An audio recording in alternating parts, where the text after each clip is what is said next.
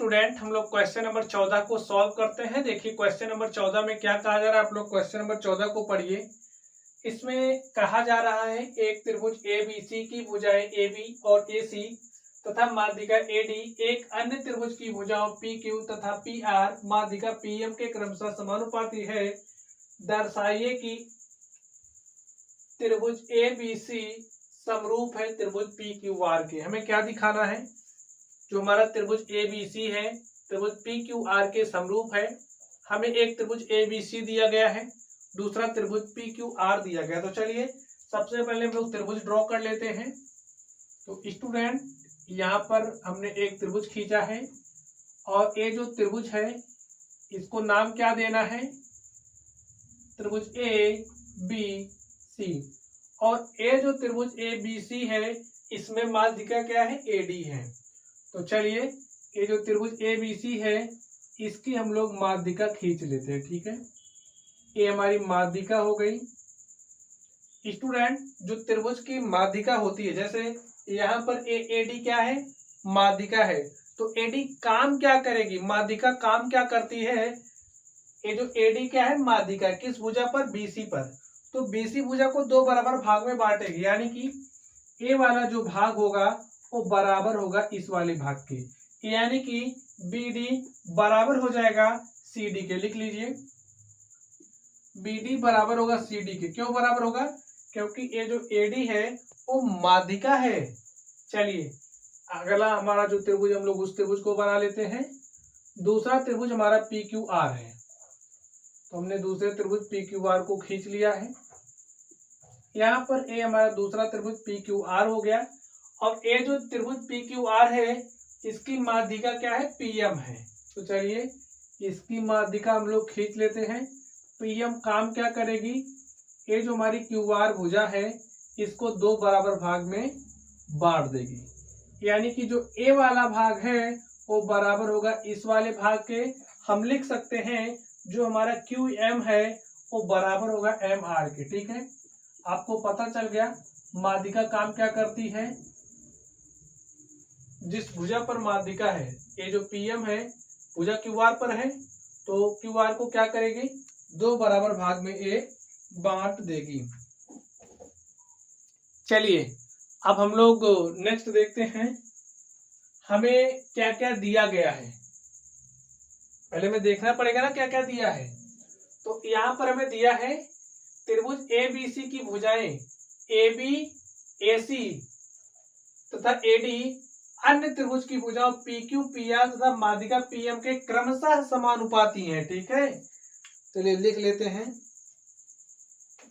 दिया है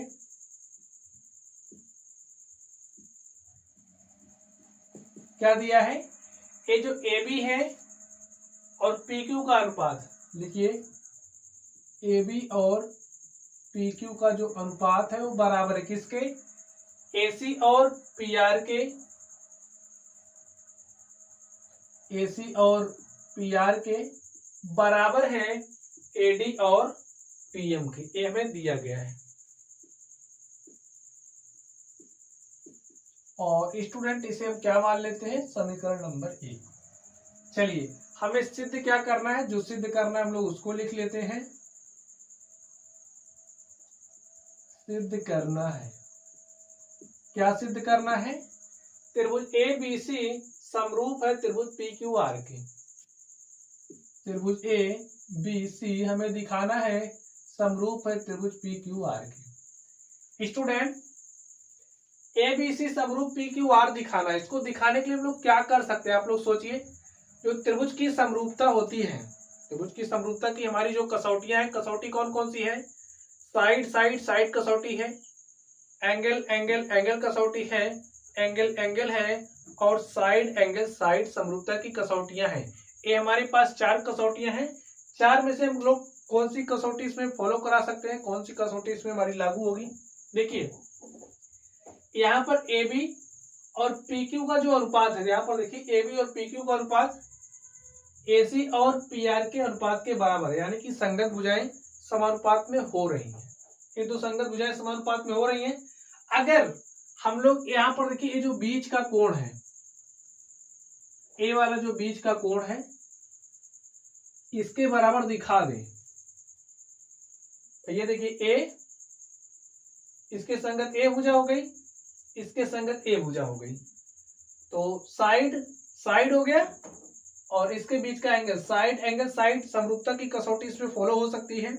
या फिर साइड साइड तो संगत भुजाएं समानुपात में है, तीसरी को अगर हम उसी के अनुपात में दिखा दें तब भी हमारा क्या हो जाएगा, त्रिभुज ए बी सी समरूप हो जाएगा त्रिभुज पी क्यू आर के। तो इसमें हम लोग साइड एंगल साइड समरूपता की कसौटी अप्लाई करेंगे। चलिए इसके लिए हम लोग क्या करें आप बताइए, हमें रचना करनी पड़ेगी। तो चलिए हम लोग रचना करते हैं। रचना क्या करेंगे, ये जो हमारी एडी है इस एडी के बराबर हम लोग एक दूसरी रेखा खींचते हैं। यहां पर हमने एक बिंदु लिया ई और डी को हमने क्या काम किया, डी को हमने ई से मिला दिया, सी को हमने ई से मिलाया और बी को हमने क्या किया, ई से मिला दिया है। ये जो एडी है वो बराबर है किसके, डी के। हमने रचना में क्या किया, एडी के बराबर हमने डी ड्रॉ कर लिया, ठीक है।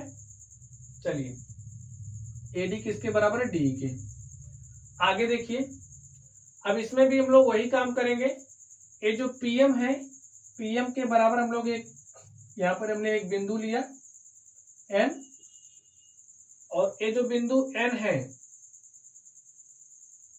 एम से उतनी ही दूरी पर है जितनी की एम से पी दूरी पर है, यानी कि पीएम बराबर है एम एन के। आप एन को आर से मिला दीजिए और क्यू को एन से मिला दीजिए। तो हमने इतनी रचना कर ली, लिख लीजिए डीई, एडी बराबर डीई खींचा, एडी बराबर डीई खींचा तथा सी को ई से तथा बी को ई से मिला दिया, सी को ई से तथा बी को ई से मिलाया, बी को ई से मिलाया।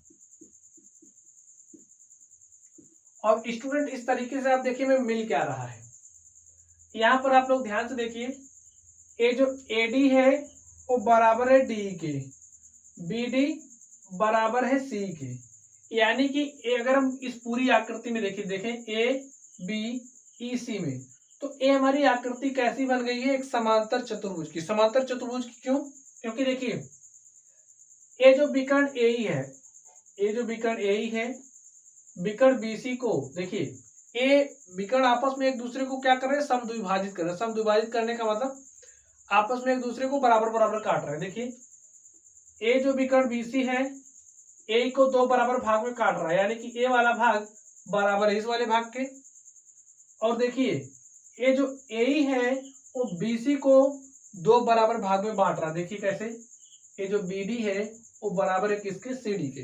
ये तो हमारी माध्यिका थी एडी, तो ए वाला भाग इसके बराबर हो गया और इसके बराबर हमने इसको खींचा ही है। तो इस तरीके से जो विकर्ण है वो एक दूसरे को समद्विभाजित कर रहे हैं। तो जो हमारा समांतर चतुर्भुज होता है ना, समांतर चतुर्भुज के विकर्ण एक दूसरे को समद्विभाजित करते हैं। तो ये हमारी आकृति किसकी हो गई, समांतर चतुर्भुज की। लिखिए इस प्रकार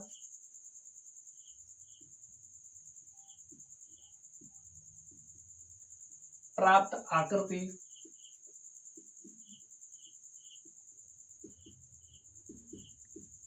समांतर चतुर्भुज है।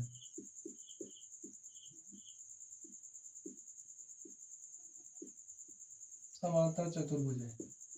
अब स्टूडेंट आप लोग ध्यान से समझिए, ये तो हमारी जो आकृति है एक समांतर चतुर्भुज की हो गई। अब समांतर चतुर्भुज में होता क्या है, समांतर चतुर्भुज में सम्मुख भुजाएं समान होती हैं, यानी कि जो ए वाली भुजा है वो बराबर हो जाएगी इस वाली भुजा की। भाई ए बी के सम्मुख सी भुजा है, तो जो हमारा ए बी है वो बराबर हो जाएगा सी के। लिखिए, इसलिए ए बी बराबर हमारा सी के हो जाएगा। और यहां से देखिए, ये जो ए सी है वो बराबर बीई हो जाएगा, यानी कि ए वाली जो भुजा है वो बराबर हो जाएगी इस वाली भुजा की। लिखिए,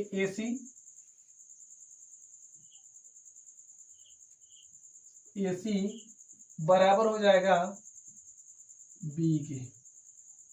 लिख दीजिए कारण, चूंकि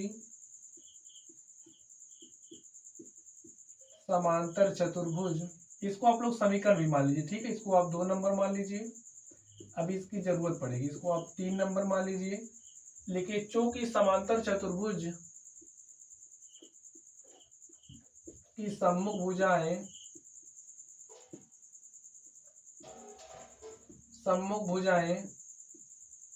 समान होती हैं।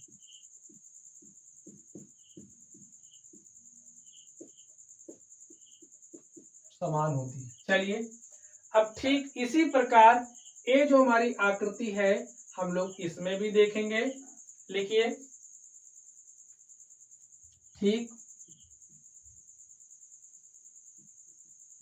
इसी प्रकार दूसरी आकृति में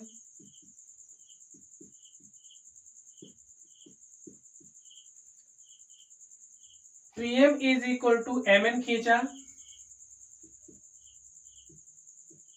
PM बराबर MN खींचा, तथा Q को N से और R को N से मिलाया, तथा Q को N से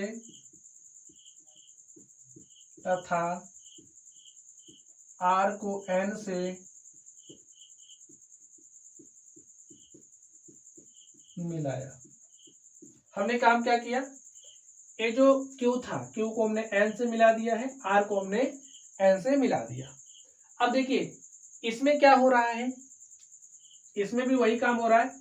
इसके बराबर हमने इसको खींचा ही है, तो ए वाला भाग इसके बराबर हो गया, ए वाला भाग इसके बराबर तो है ही।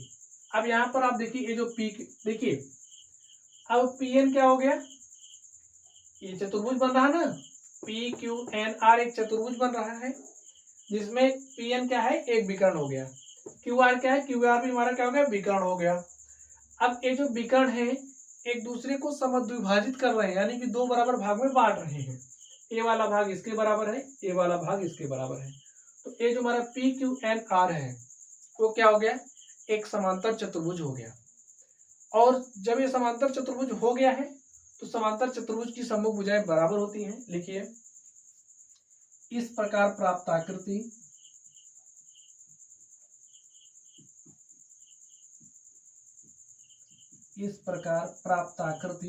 आप लोगों के समझ में कारण आ गया कि ये समांतर चतुर्भुज क्यों है।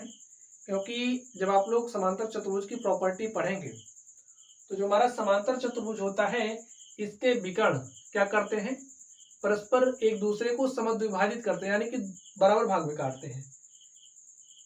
ए विकर्ण हो गया, ए विकर्ण हो गया, ए वाला भाग इसके बराबर हो गया, ए वाला भाग इसके बराबर हो गया। बात समझ में आ गई होगी आप लोगों को। लिख लीजिए, इस प्रकार प्राप्त आकृति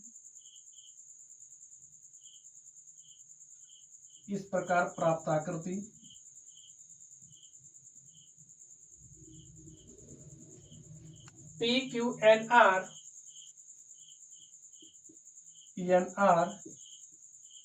एक समांतर चतुर्भुज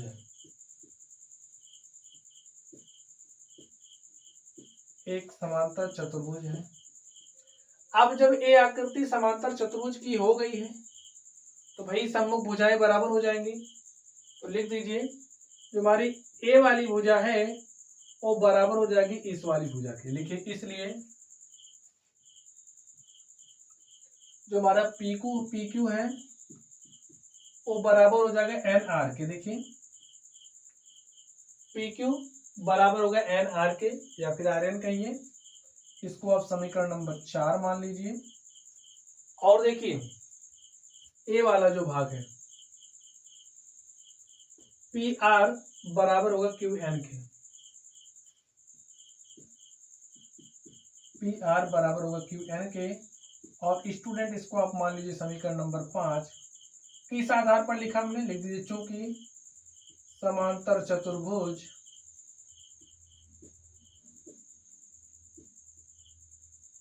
चतुर्भुज की सम्मुख भुजाएं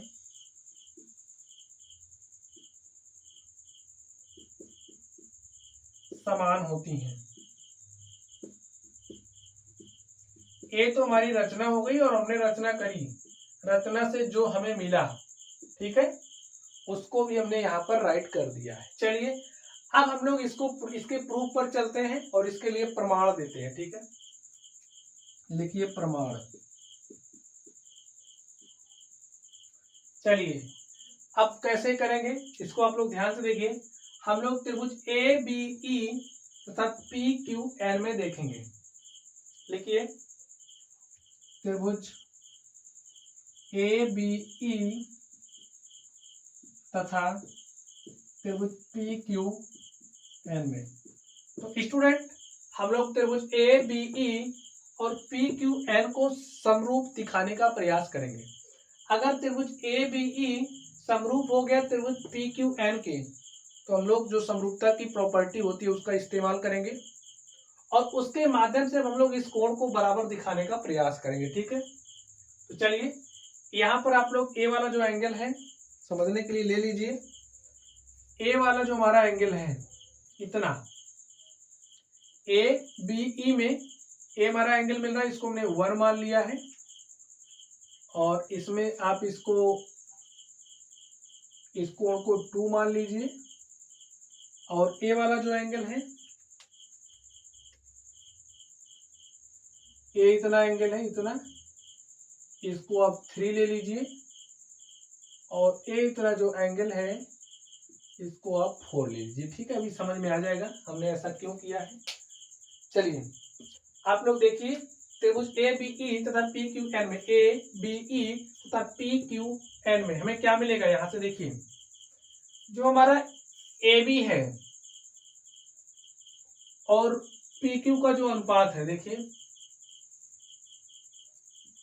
ए बी और पी क्यू का जो अनुपात है वो बराबर हो जाएगा किसके, बीई और क्यू एन के।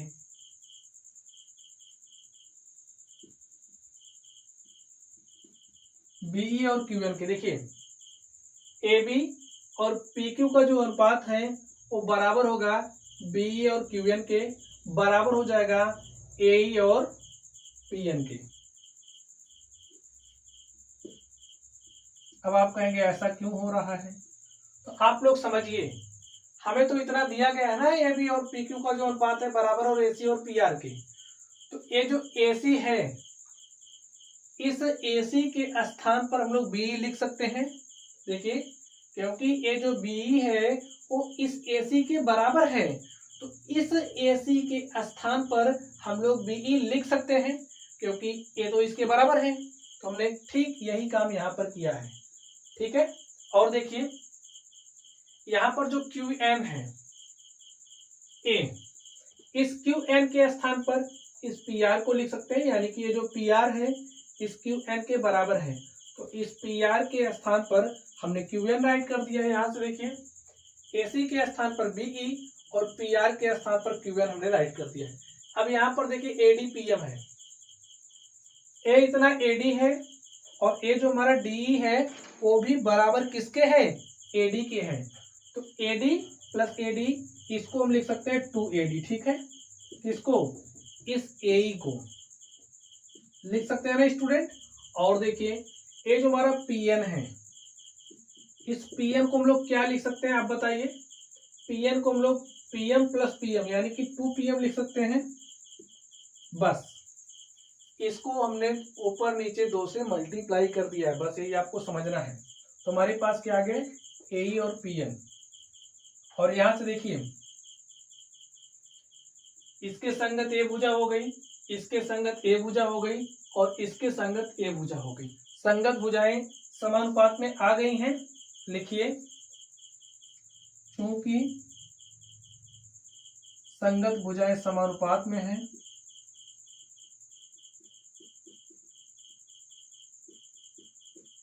समानुपाती हैं या समानुपात में हैं,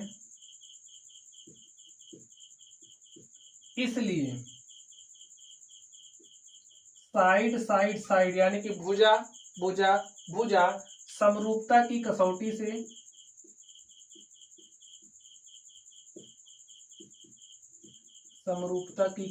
से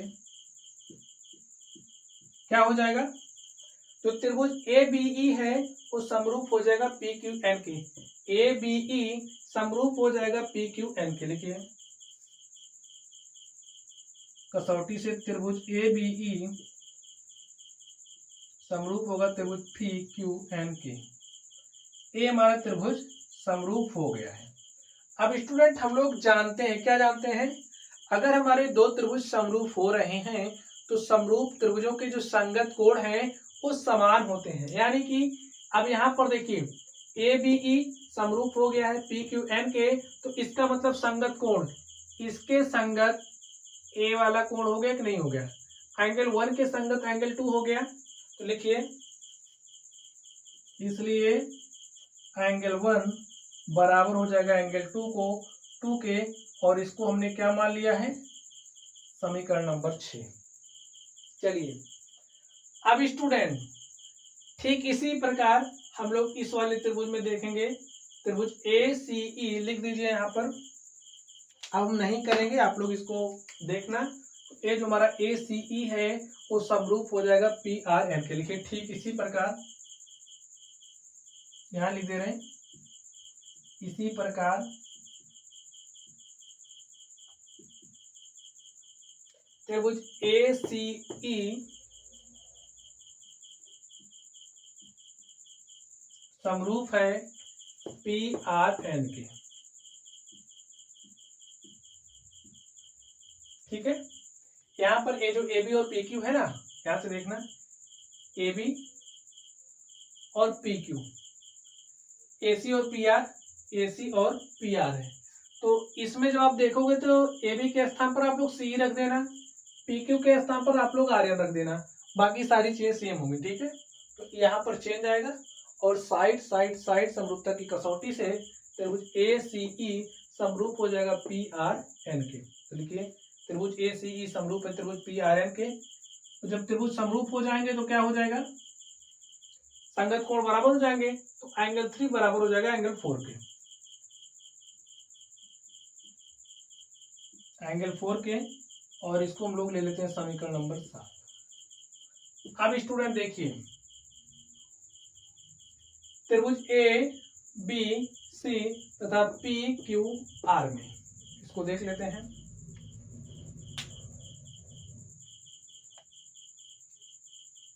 एक काम और कर लीजिए आप लोग, यहाँ पर ए जो हमारा एंगल ए है, यहाँ से एंगल ए निकाल लें।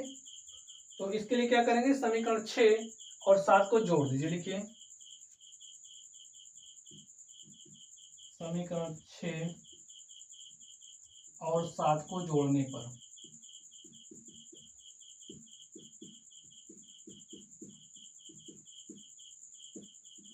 6 और 7 को जोड़िए, देखिए क्या हो जाएगा।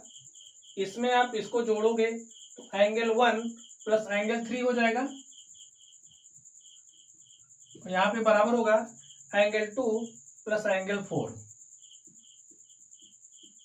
अब आपको क्या मिलेगा, ध्यान से देखिए, एंगल 1 में एंगल 3 को जोड़ोगे तो आपको क्या मिलेगा, एंगल ए मिल जाएगा। ध्यान से देख लीजिए, एंगल 1 में एंगल 3 को जोड़ेंगे तो एंगल ए मिलेगा।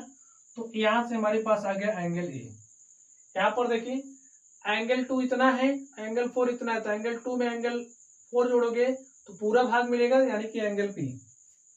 तो यहाँ से हमारा एंगल पी आ गया, और इसको हम लोग लिख लेते हैं 8 नंबर। ठीक है, समीकरण नंबर 8। अब स्टूडेंट आप लोग देखिए त्रिभुज ए बी सी तथा पी क्यू आर में, चलिए यहाँ पर लिख दे रहे हैं एक स्टेप, लिखिए। चलिए यहीं पर लिख दे रहे हैं, लिखिए। अब हमें देखना है किसमें, ए बी सी तथा पी क्यू आर में। लिखिए त्रिभुज ए बी सी तथा त्रिभुज पी क्यू आर में। अब भाई समरूप दिखाना है ना, तो ये जो ए बी और पी क्यू का जो अनुपात है वो बराबर है किसके, ए सी और पी आर के। इसको हमने किस आधार पे लिखा है, यहां पर देखिए ए बी और पी क्यू का अनुपात बराबर है ए सी और पी आर के। इसको हमने लिखा है समीकरण 1 से। ठीक है, किस आधार पर लिखा, समीकरण 1 से ए हमारा क्या है, बराबर है। और देखिए बराबर हो गए। अब अगर इसके बीच के एंगल को बराबर दिखा दें, समरूप हो जाएगा साइड एंगल साइड समरूपता की कसौटी से। तो देखिए एंगल ए लिख दीजिए बराबर एंगल पी के। और आप कहोगे हमने ऐसा क्यों लिखा है, तो समीकरण 8 से देखिए एंगल ए बराबर है एंगल पी से। लिखिए ए हमारा आया है समीकरण नंबर 8 से।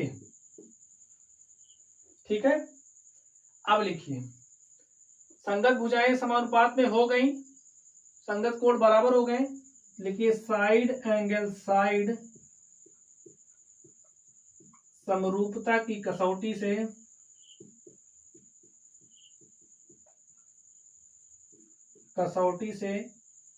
त्रिभुज ए बी सी